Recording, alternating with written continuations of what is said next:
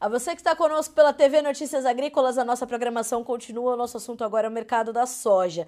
Nesta quinta-feira, 28 de agosto de 2025, as cotações começaram o dia mais uma vez ali ainda trabalhando com certa lateralização e ao longo do dia elas vão intensificando um pouco dos seus movimentos, porém também sem trazer uma direção muito bem definida. Aqui no Brasil, os destaques continuam a ser sobre os prêmios, principalmente para a soja disponível, ainda muito elevados e motivando novos negócios. Para a gente entender, principalmente por que esse marasmo está instalado para a Bolsa de Chicago e como estão os negócios e formação de preços e oportunidades aqui para o mercado brasileiro, a gente recebe nessa quinta-feira, Quinta com a Pátria, aqui na TV Notícias Agrícolas, Cristiano Palavra, diretor da consultoria para nos fazer companhia. Cris, boa tarde, seja bem-vindo, é um prazer ter você com a gente novamente.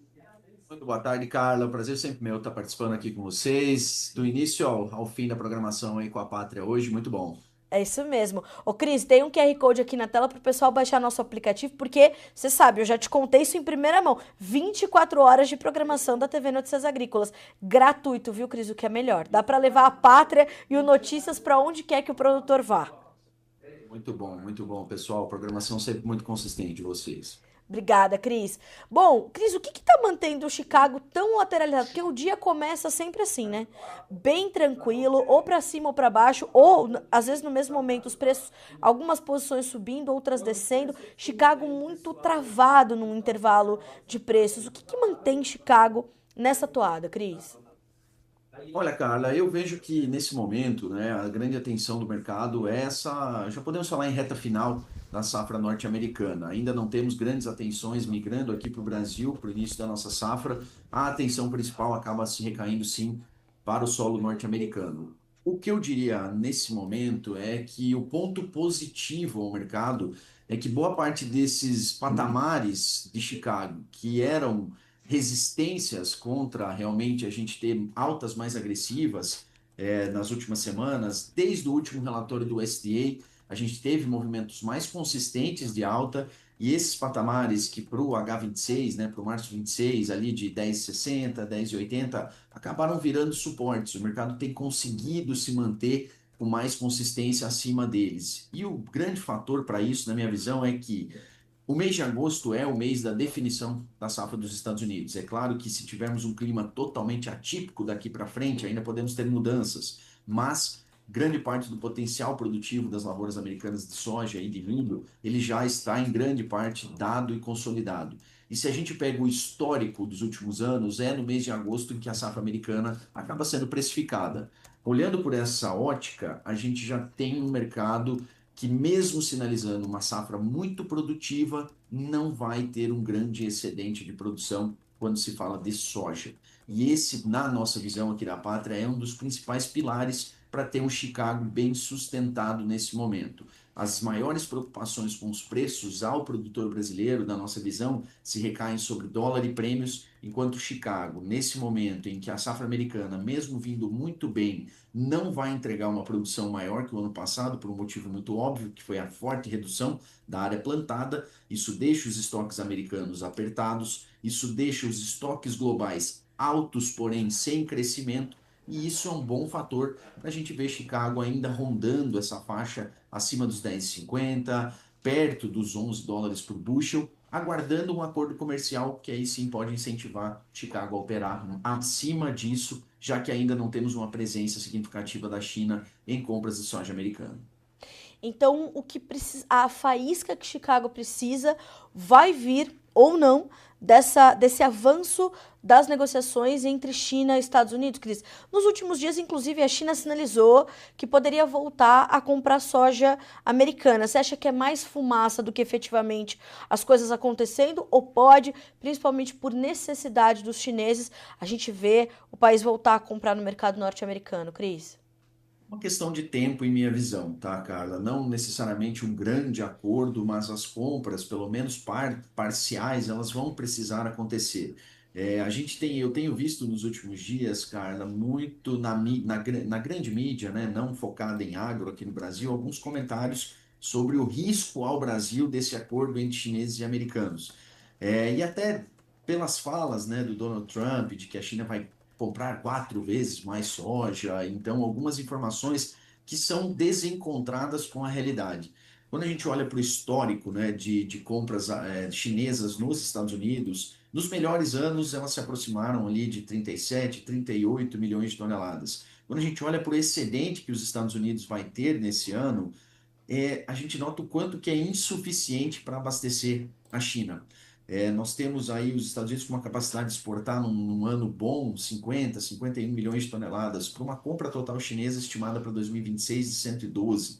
Então é impossível que os norte-americanos abasteçam de forma consistente os chineses. E além da China, né, Carla, nós temos aí 70, 75 milhões de toneladas a serem exportadas para outros países. Então, quando a gente soma toda essa demanda, fica muito nítido que para a safra 25-26 não é um grande risco ao Brasil um acordo entre chineses e americanos. Isso faz com que a gente volte ao status quo, volte à normalidade.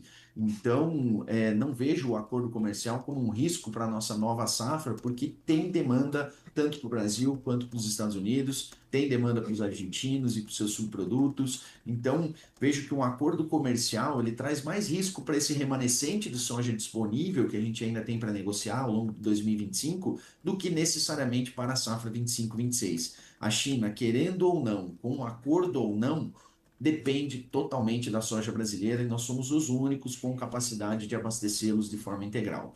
Então, Chicago, sim, vai depender, respondendo sua pergunta, a faísca para Chicago ainda vai depender desse acordo, vai depender do início das compras dos chineses em solo americano, e esse é mais um fator que se soma a esse lado positivo que eu comentei. Nós estamos vendo um Chicago sustentado ao fim de uma safra muito boa nos Estados Unidos, estamos vendo um Chicago consistente, mesmo sem compras chinesas nos Estados Unidos. Então, quando isso startar, pode abrir oportunidades, inclusive para o Brasil, e a gente sabe que Chicago subindo pode sim gerar efeitos positivos aos nossos preços, mesmo que os prêmios fiquem um pouco mais baixos. Queria entender se a gente podia sentir essa pressão sobre os prêmios. O Cris, quando a gente olha para isso, como é que você está enxergando a janela dessa dinâmica do comércio? Por que eu te pergunto isso? Porque a China e Estados Unidos vão construindo um acordo, ao mesmo tempo em que a nossa nova safra está prestes a começar. Segundo o que está colocado ali pelos meteorologistas, as chuvas vão chegar em momentos adequados para a gente fazer a soja 25-26 dentro da normalidade. Isso acontecendo, se confirmando, a gente combinando tudo com São Pedro, as chuvas chegando, o plantio acontecendo, a chegada da nova safra brasileira diminui num tempo normal, dentro do que está previsto agora.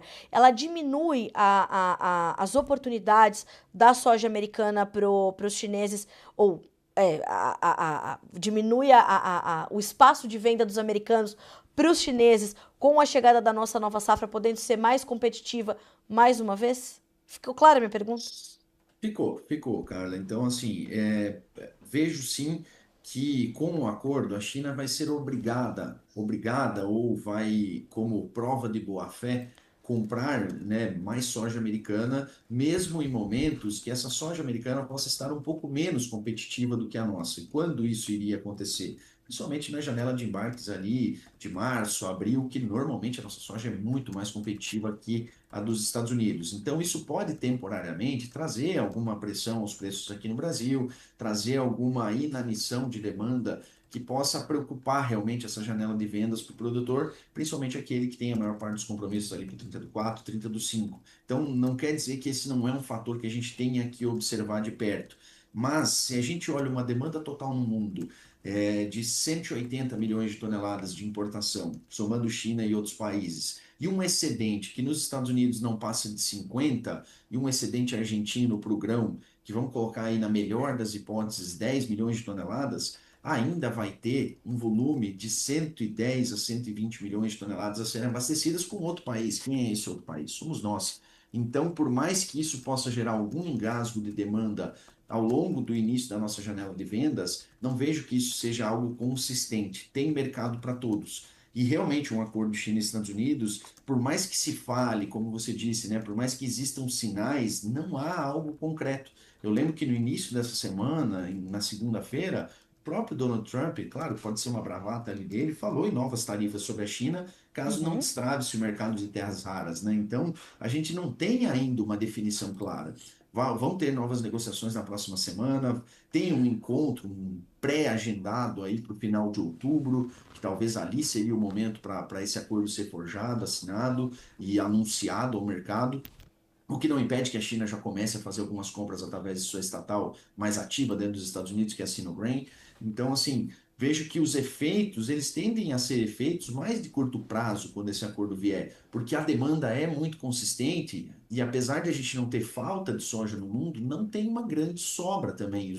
A oferta e demanda está muito ajustada nesse momento, o que indicaria um mercado até mais lateralizado do que com grandes movimentos, cara. Ou seja, faz bastante sentido, então, o que nós temos visto já, a reação do mercado, as notícias que ele já conhece, fazem muito sentido, né, Cris? Sim, sim. E o acordo sempre traz esse grau de incerteza, porque hoje se espera que ele venha, mas não se sabe o prazo e não se sabe se depois essas negociações possam voltar a serem retraídas. Eu não acredito, eu acredito que eles vão chegar a um acordo minimamente, vão chegar a algum acordo que destrave realmente essas compras e o Trump está preocupado com isso porque começa a ter uma reação mais forte até do próprio setor produtivo americano de cobrar o Sim. governo dessa demanda. E algo que, desde o início do ano, a gente já esperava, né, Carla? Quando saíram os primeiros números de área plantada nos Estados Unidos, na nossa visão, eles ficaram muito fora da realidade. Primeiro número lá do Outlook Forum, falando em 1,4 milhão de hectares apenas de reversão para milho em relação à soja, realmente não fazia sentido, dado o risco ao produtor americano da falta da demanda chinesa. Então, assim, agora a gente vê que os números já convergem mais para o que o mercado acreditava, porque nós aqui da Pátria acreditávamos, né, de uma área de até 3 milhões de hectares de conversão. Isso está muito próximo disso já, né? 2,7 milhões de hectares foram convertidos para milho, 2,5 ali para soja a menos, né? Então, todo esse risco do acordo ou não, eu vejo muito mais impacto ao produtor americano do que ao nosso. Porque eu costumo dizer aqui para os nossos clientes, sem acordo é muito bom para nós. Com acordo, tudo como sempre já foi, como sempre foi.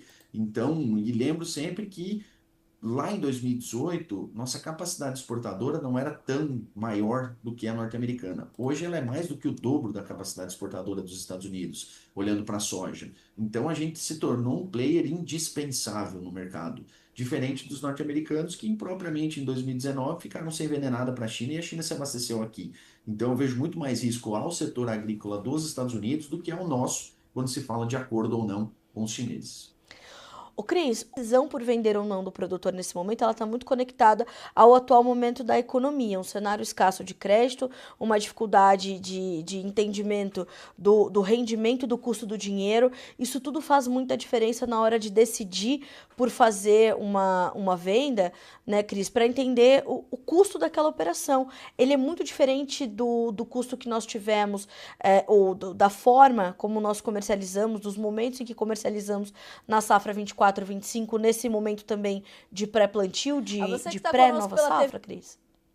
Sim, sim, a gente tinha um mercado dando mais oportunidades via câmbio no ano passado, não tanto ainda nessa época, mas principalmente de outubro em diante, a gente teve oportunidades muito nítidas vindo de um dólar mais perto de 6 e depois em fevereiro, com guerra comercial, os prêmios, no momento que normalmente eles caem, que é a colheita no Brasil, eles subiram com consistência e depois ainda entre fevereiro e abril a gente teve uma nova elevação muito grande de câmbio. Então, a gente tem cenários esse ano que se diferenciam um pouco do que a gente tinha para trás, e todo ano eleitoral ele acaba sendo um ano de mais volatilidade. Então a gente vai ter que ampliar a análise de mercado esse ano muito mais para uma questão macroeconômica, para uma questão política, do que só realmente olhar os fundamentos de demanda e oferta do nosso próprio mercado. Ô, Cris, a gente vai, nesse momento, falar de preços de soja, em que níveis para a safra nova e o quanto desse, ou como que esses preços estão chegando a formar margens para o produtor. Já podemos dizer que a safra 25-26 tem margens mais ajustadas do que as 24-25? Sim, a gente tem preços um pouco melhores, tá, cara, do que tínhamos no mesmo período do ano passado, mas eu falo um pouco, é um pouco mesmo, não são nada muito diferente. Só que os Uhum. custos esse ano são maiores. Se a gente olhar para uma relação de custo, a gente está principalmente, se você for pegar a adubação de uma forma geral, a gente teve um aumento médio, né, nas análises de custo aqui da pata de 2,6 a 3,5 sacas por hectare mais caro esse ano o pacote de adubação do que a gente tinha na safra passada. Por outro lado, a gente teve, para quem comprou no momento adequado, semente um pouco mais barata e químicos um pouco mais baratos. Se a gente olha para a relação geral de custos, ela não oscilou tanto em relação ao ano passado. Na média Brasil, aí, custos de insumos girando na faixa de 28 sacas por hectare, muito próximo do que a gente tinha aí da safra 24. Porém, os preços são um pouco melhores, mas ainda não geram uma faísca de ânimo para o produtor avançar com consistência nas vendas. Cris, da soja disponível, a gente está falando também de que níveis de preços e quanto de soja a gente ainda tem para atender essa demanda tão intensa pela soja 24 a 25 do Brasil? Olha, a gente hoje tem preços que estão subindo com bastante consistência no interior, até a despeito do que está acontecendo nos portos, né? Os portos não estão oscilando tanto, mas no interior a gente tem uma disputa, inclusive, com a indústria. Os volumes de exportação estão se mantendo em volumes recordes nesse ano de 2025. Já temos mais de 93 milhões de toneladas compromissadas. Acredito que o Brasil vai chegar à meta aí de 107, 108 milhões de toneladas negociadas. Os preços atuais reagiram bastante em relação ao que a gente tinha ali nos meses de maio, nos meses de junho. São preços já remuneradores, mas que vejo ainda oportunidades de melhora pela frente, porque eu não acredito que esse acordo China e Estados Unidos vai vir tão rápido, tão imediato, e isso, enquanto não vem, a demanda continua firme por aqui e isso vai mantendo oportunidades. Vamos pegar uma baliza aqui. A gente teve ontem negócios aqui em Goiás, onde eu estou, acima de R$ 130. A gente teve alguns negócios em Minas Gerais, na região do Triângulo, a R$ 137. A gente já tem negócios em regiões mais industrializadas ao sul do Mato Grosso, como Rondonópolis, também nessa faixa acima dos R$ 130. Em estados como São Paulo, sul do MS, Paraná, mesmo cenário. No Rio Grande do Sul, próximo disso também. Então, realmente, a gente teve essa demanda consistente concentrada no Brasil, trazendo preços mais interessantes, mesmo com o dólar que saiu lá de próximo dos 6 e hoje trabalha a 5,40 aqui no Brasil, a gente teve os preços consistentemente subindo. Se a gente olhar para o preço da soja em dólar, então, a gente vê que a alta desde a nossa colheita foi muito consistente de lá para cá. Ô, Cris, o quanto o mercado de milho, no momento que está vivendo aqui no Brasil, tem também influenciado essas decisões na comercialização de soja, tanto da soja disponível quanto da soja da safra nova? Porque também o mercado de milho está exigindo uma energia ali do produtor para tomada de decisão na comercialização, que não é pouca, né? Com certeza, Carla. Hoje eu vejo mais impactos do mercado de soja no milho do que do milho na soja. Por quê? Te Certo. explico isso. Hoje, o que está segurando os preços do milho aqui no mercado brasileiro? Acho que não tem ninguém que duvida que tem muito milho no mercado, né? A colheita foi muito boa, a gente teve uma safrinha fantástica aqui no Brasil, já estamos em reta final de colheita, faltando aí principalmente áreas de São Paulo, no MS, para concluir essa colheita nacional.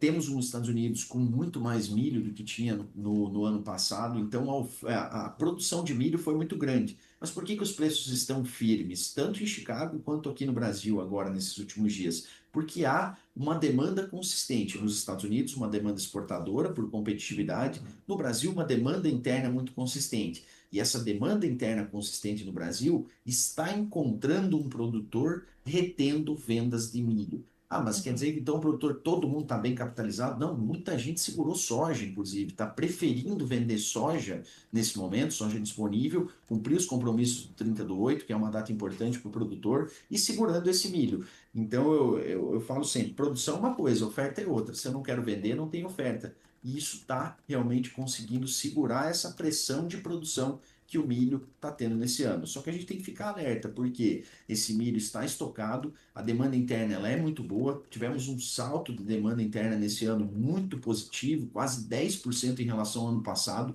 mas isso não é suficiente para abarcar todo o crescimento de produção que nós tivemos. As exportações até melhoraram nas últimas semanas, mas são negócios que foram feitos lá atrás. Não temos aí um grande volume de novos negócios para exportação de milho sendo feitos. E se a gente não chegar à casa dos 40 milhões de toneladas vendidas para exportação, a gente vai ter um excedente grande ao final do ano, na virada para 2026. Há uma perspectiva também de aumento na área de verão em regiões-chave, como Minas, São Paulo, leste de Goiás, Paraná. Então, a gente pode encontrar mais milho no mercado no primeiro trimestre do ano que vem, e esse é um ponto de preocupação para o mercado do cereal. Mas vejo que essa manutenção de soja disponível a preços competitivos tem ajudado no suporte ao mercado de milho, já que os produtores estão tendo condições de segurar esse milho e fazer com que os preços subam à medida da necessidade de compras do mercado demandador. O Cris, esse suporte, ou melhor, essa capacidade que o produtor hoje tem de segurar essas vendas, estava no teu radar? Você já imaginava que o produtor pudesse de fato passar por isso ou acabou até surpreendendo um pouco mais e dando esse fôlego, portanto, para o produtor diante de uma oferta tão grande de milho, apesar de uma demanda também bastante intensa? Olha, cara, assim, em termos de estratégia, a gente já vinha mantendo essa posição de paciência para vendas de milho, já esperando realmente o mercado formar um fundo durante a colheita e depois ter possibilidade sim de recuperação.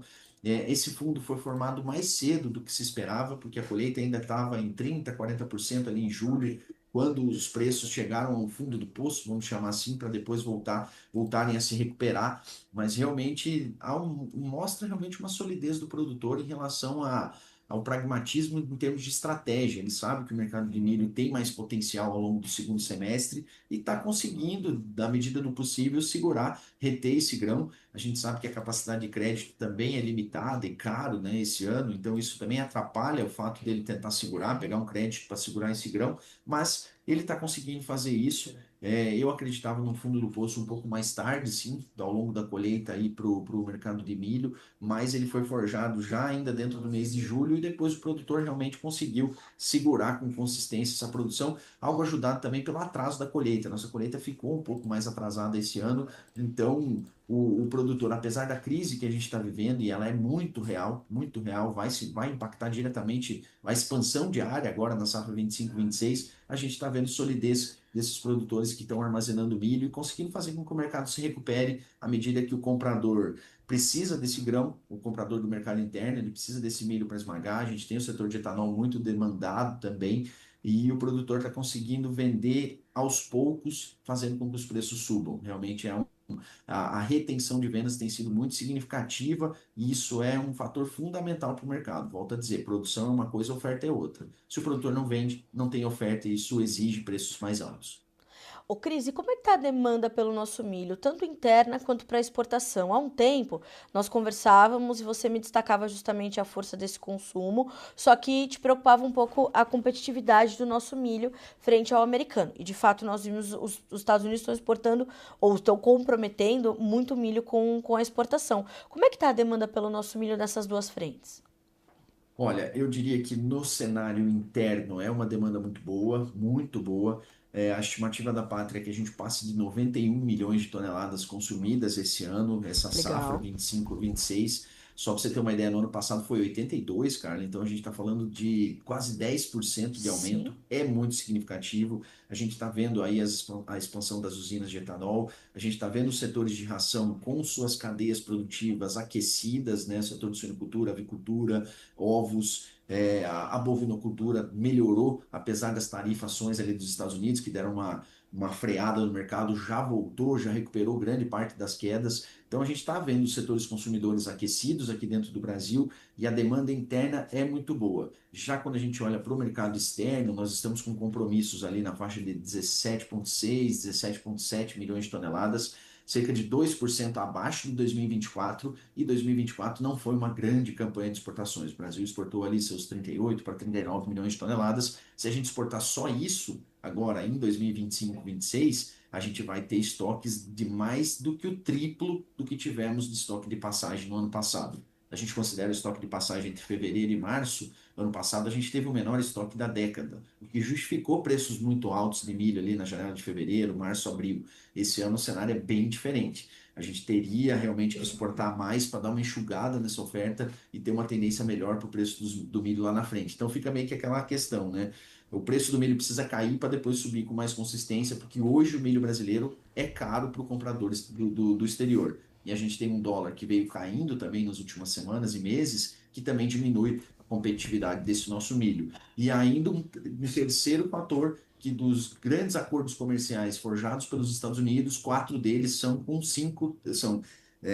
dos acordos são com quatro grandes compradores mundiais: União Europeia, Vietnã, Coreia do Sul e Japão. Então a gente está disputando um mercado hoje em desvantagem com os americanos. Eles têm volume e preço para bater as nossas exportações. E são compradores que tradicionalmente se abastecem no Brasil, principalmente nessa época, né, Cris? Eles olham muito para o milho brasileiro. Cris, aproveitando esse gancho, a questão de qualidade do milho tá pesando nesse momento ou não tanto? Ou o milho americano também vem aí com uma qualidade muito boa, porque o milho brasileiro tem um status no mercado internacional que é bastante elevado, né? Sim, o milho brasileiro é reconhecidamente um milho de alta qualidade, principalmente esse milho que sai da safrinha, né, que não sofre aí tanto com umidade, né, ao longo Uhum. da sua janela final, principalmente esse milho aqui do Centro-Oeste, mas qualidade, Carla, influencia bastante, tem seu peso, né, mas o preço manda mais. Preço manda mais. Então, e nós estamos falando de commodities, né, Carla? Claro que tem uma questão de qualidade, um pouco melhor aqui, um pouco melhor lá, mas para o mercado de commodities, qualidade não é o que manda totalmente. Preço é muito mais relevante e hoje o preço do milho americano é mais competitivo, até pelo fato desses grandes compradores, em algum grau, terem se comprometido com o governo americano de comprar mais produtos norte-americanos. Eles já são compradores de milho, precisam desse milho, se comprometeram a comprar mais nos Estados Unidos, nada melhor do que comprar esse milho mesmo. Então, isso acaba sendo uma desvantagem para nós nesse momento. Ô, Cris, alguma orientação que caiba a todo produtor de soja e milho que está nos ouvindo nesse momento e está ali tomando suas decisões de negócios? Tem uma orientação que cabe para quem está no Mato Piba ou para quem está no Centro-Oeste, para quem está no sul do país, no Sudeste? Tem alguma orientação que cabe para todos eles? Principalmente essa questão cambial, você trouxe isso praticamente em todas as suas falas, mas além dessa, tem alguma orientação que casa para todos eles? Tem sim, Carla, tem sim. Nós estamos num momento, nos próximos 3 a 4 meses, que muitas decisões vão ter que ser tomadas, porque a gente ainda tem a maior parte das compras de safrinha 26 para serem realizadas.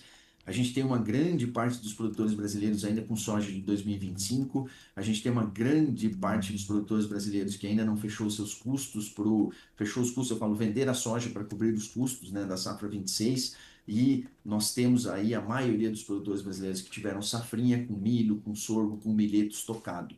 Então, a gente vai ter nesses próximos 3 a 4 meses uma necessidade de muita atenção com os momentos de mercado.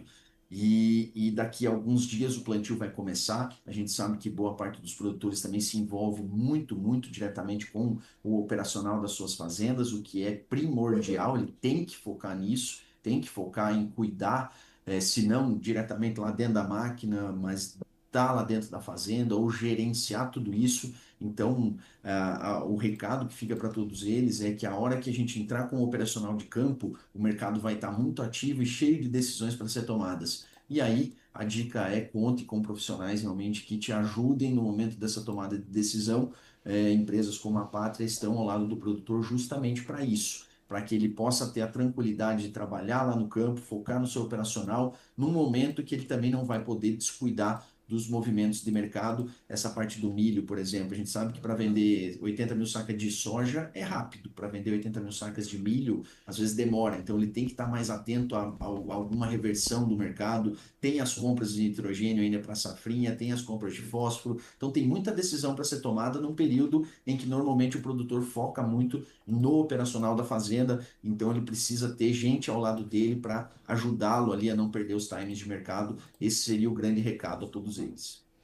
Cris, muito obrigada pela sua companhia e principalmente por essa orientação no final. É isso que justamente amarra toda a sua análise e é justamente o que fazer com todas essas informações. O produtor precisa ter esse, essa capacidade de filtrar também tudo isso que a gente traz para ele, para saber o que faz sentido para a gestão dele. E é esse o papel da Pátria, né? Pegar o macro e personalizar para o micro, né, do produtor, para ele entender como é que todo esse cenário que a gente está vivendo, numa série de incertezas, de incongruências, como ele consegue fazer o mercado trabalhar a favor dele, e para isso precisa ter estratégia, e a Pátria vai estar ao lado dele com certeza nesse caminho, né?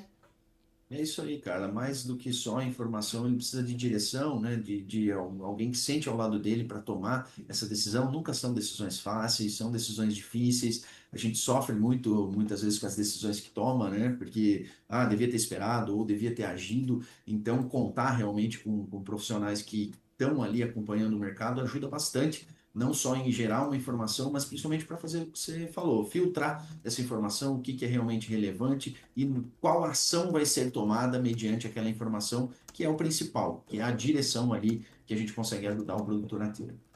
É isso mesmo. Cris, te agradeço mais uma vez. Sempre bom estar contigo, meu amigo. Suas análises sempre brilhantes. Obrigada. E um bom restinho de semana para vocês, para todo o time da Pátria. Um abraço e a gente se vê na próxima. Obrigada, Cris. Valeu, Carla. Até a próxima. Um grande abraço a vocês. Até. Um abraço.